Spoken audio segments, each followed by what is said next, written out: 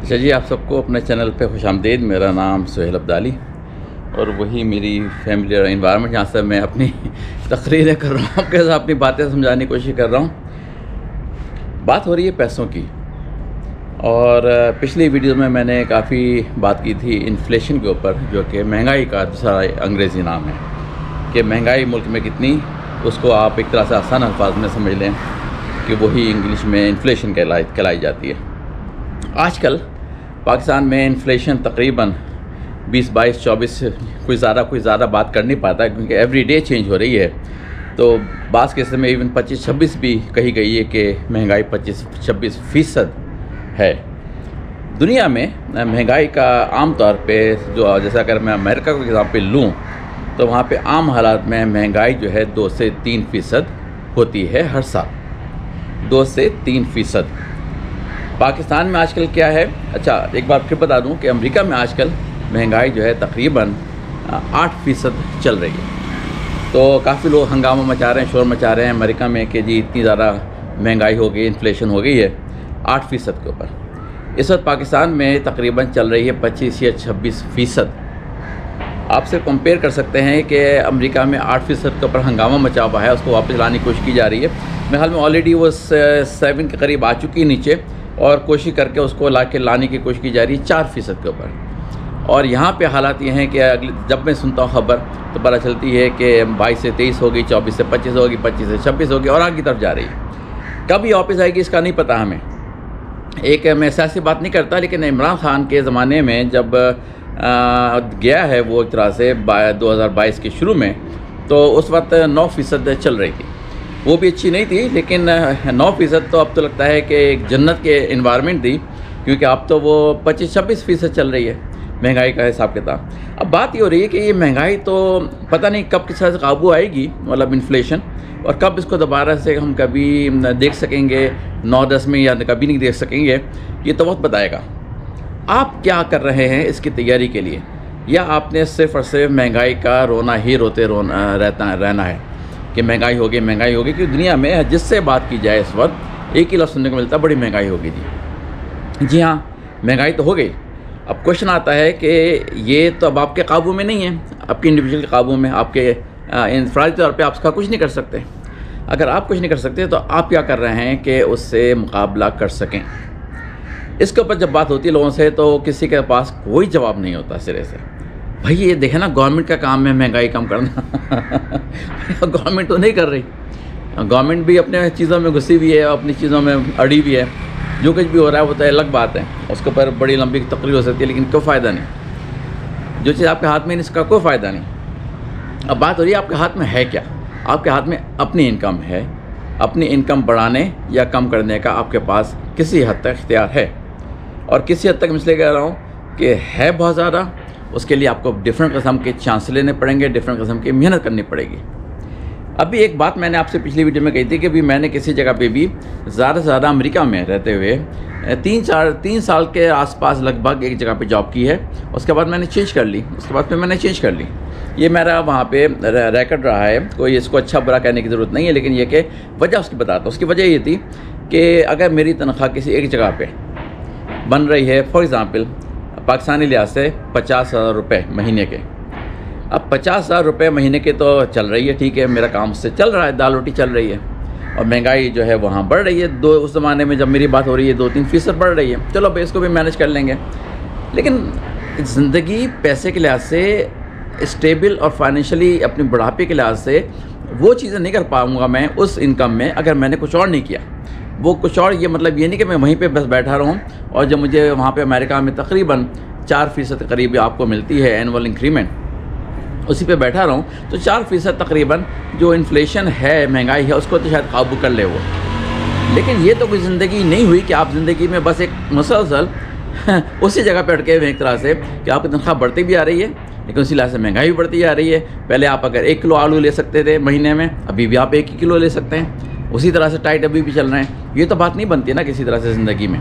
ये बात अगर करनी है तो भाई आप तो एक बहुत ही अजीब किस्म की ज़िंदगी गुजारेंगे, जो कि ज़्यादातर गुजार रहे हैं पाकिस्तान में, और कुछ लोग अमेरिका में भी।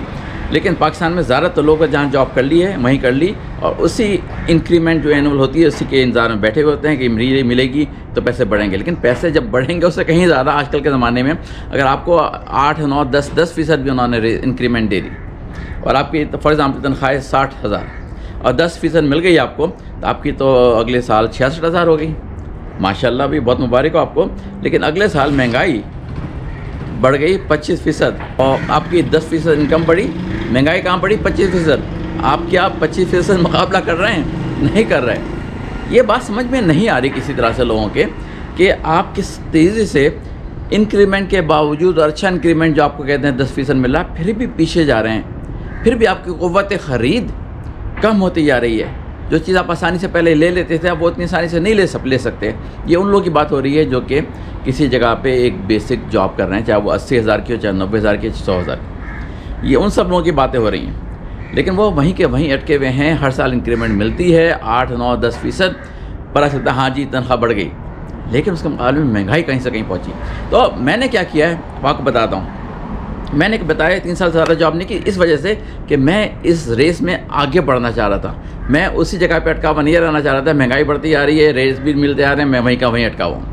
आगे बढ़ने का तरीका सबसे जो मैंने वहाँ पे पाया है, जो कि आपको भी मैं सिखा रहा हूँ, कि आप जहाँ जॉब कर रहे हैं कीजिए, लेकिन मुसलसल तलाश कीजिए और ऑप्शंस क्या हैं अवेलेबल आपके आसपास, कहाँ पे आप और जाके अप्लाई करें। आप कौन सी चीज़ नई चीज़ सीख लें, कोई सी नई टेक्नोलॉजी सीख लें, कोई सा नया प्रोसेस सीख लें। कहाँ से आपकी स्किल बढ़ गई है इतनी कि आप किसी और कंपनी को अच्छी वैल्यू प्रोवाइड कर सकते हैं। कहाँ पे जाके आप अप्लाई करें कि आप अपनी वर्थ शो करके, अगर आप अभी 60,000 पे हैं, वहाँ जाके आप 80,000 मिलने के काबिल हो जाएं, और 80 क्या 90,000 मिलने के काबिल हो जाएं, 90 क्या 100,000 मिलने के काबिल हो जाएं। बड़ी जंप मारने की कोशिश करें, छोटी मोटी जंप नहीं। ये नहीं कि जी 60,000 से 65 मिल गए, नहीं, वो तो यहाँ भी मिल जाएंगे आपको जाना है बड़ी जंप के लिए। मैंने जंपें मारी हैं सारी अपनी जॉब चेंज करने में 3 साल के बाद। जब भी जंप मारी है तो मिनिमम 25% मिनिमम इंक्रीमेंट की वजह से जंप मारी है, वरना नॉर्मली 30-40% के ऊपर जंप मारी है मैंने अगली एक जॉब से दूसरी जगह पे। एक जगह पे जब मैंने बातें सीखी वो मुझे इस काबिल बना गई कि मैं नई जगह पे जाके अपनी वर्थ बिल्कुल नई शो करूँगा और वहाँ पे मेरे पैसे मुझे ज़्यादा मिलेंगे। एक जगह बैठे रहने से ज़िंदगी स्टेगनेंट हो जाती है, आप कहीं नहीं जाते। मैं आपको बता रहा हूँ, जो लोग भी पिछले 5, 10, 15 साल से काम कर रहे हैं किसी एक कंपनी में, जानते हैं कि हाँ जी वो आज सुपरवाइज़र थे, आज वो मैनेजर बन गए। ये चीज़ आपको उसी कंपनी में कहीं नहीं लेके जाएगी, क्योंकि एक सेम कंपनी आपको बहुत ज़्यादा इंक्रीज नहीं देती। आपको उसके लिए अपनी कंपनी छोड़नी पड़ेगी, थोड़ा सा रिस्क लेना पड़ेगा। ये चांस लेने की बात है, लेकिन उसके अगेंस्ट आपका रिवॉर्ड ज़िंदगी में बहुत बड़ा होगा। जो लोग चांस नहीं लेते, जो लोग रिस्क नहीं लेते, वो वहीं के वहीं अटके रह जाते हैं। मेरी तरफ से आपके लिए बहुत बड़ा मशवरा और बहुत सीरियस मशवरा, अगर आप लोग सोचते रहे, सुनते रहे, कुछ नहीं किया तो मेरे सारे लेक्चर बेकार हो गए। कुछ कीजिए, जॉब करते हुए तलाश कीजिए कि मेरी वर्थ कैसे बढ़ सकती है, मैं कौन से कोर्सेज लूँ, मैं कौन सी क्लासेस लूँ, मैं कौन सी चीज़ें सीखूँ। उसके बाद मैं नई कंपनी में जाऊँ। पुरानी कंपनी में कभी भी कोई चीज़ नहीं मिलेगी आपको। याद रखिए, एक ही कंपनी में अगर आप काम करने की कोशिश में लगे रहे, फिर मैं ये मुझे तो उधर मिल जाएगा, फिर मुझे वो उधर मिल जाएगा, वो नहीं। आपको ऊँची जंपें मारनी है जल्दी। 2-3 साल के अंदर आप किसी और कंपनी में जाइए, 2-3 साल के अंदर किसी और कंपनी में जाइए, 2-3 साल के अंदर किसी और कंपनी में। हर कंपनी में आप जाएंगे, अपनी वर्थ वो करेंगे, एक तरह से साबित करेंगे। वहाँ पे आप right away from start at least 30% risk के लिए जाएंगे, इससे कम के लिए नहीं जाएंगे। तो ये है मेरा आपका मशवरा कि आपको वाकई इन्फ्लेशन से लड़ना है सही तरीके से, उस पर काबू पाना है। और सिर्फ यही नहीं कि पीछे की तरफ जाना है, ना सिर्फ ये, और ये भी नहीं कि वहीं रुके रहना है, आपको आगे की तरफ जाना है ताकि आपकी ज़िंदगी और खुशगवार हो। तो आप किसी एक जगह पे ठहरे ना रहें। ज़िंदगी सुकूत का नाम नहीं है, जिसको सुकूत आ गई उसको मौत आ गई। पता नहीं किसने कहा है, बहुत ज़बरदस्त कहा है। सुकूत से ज़िंदगी नहीं गुजरती, हलचल से ज़िंदगी गुजरती है। हलचल करें, तलाश करें जॉब, और ज़्यादा के लिए तलाश में जाएं। ठीक है जी, ये मेरा आपका अभी से तरह से वो है मोटिवेशन कि आप कुछ कीजिए। और उसमें पीछे मैंने हकीकत बताई थी। आपने अगर मेरी पिछली वीडियो देखी है, अगर नहीं देखी तो देख लीजिए, मैं ऊपर उसका लिंक भी दे दूँगा। कि इन्फ्लेशन की वजह से आप मुसलसल मार खा रहे हैं, महंगाई की वजह से। और यहाँ पे पाकिस्तान में लगता नहीं कि हालात कभी ऐसे सही हो जाएंगे कि आप 4-5% पे तो कोई इम्कान ही नहीं है। अगर 8-9% पे आ गए तो बहुत बड़ी बात है। 8-9% पे आने का मतलब ये कि अगर आपको 8-9% इंक्रीमेंट मिले हर साल, तो बस आप ज़्यादा से ज़्यादा महंगाई के बराबर आ रहे हैं। 8-9% महंगाई बढ़ गई, 8-9% आपका इंक्रीमेंट हो गया, बस आपकी ज़िंदगी अच्छी तरफ नहीं जा रही है। ठीक है जी, समझ गए तो अच्छी बात है, नहीं समझे तो मैं क्या करूँ। चलिए अगली वीडियो तक के लिए फिर खुदा हाफिज़।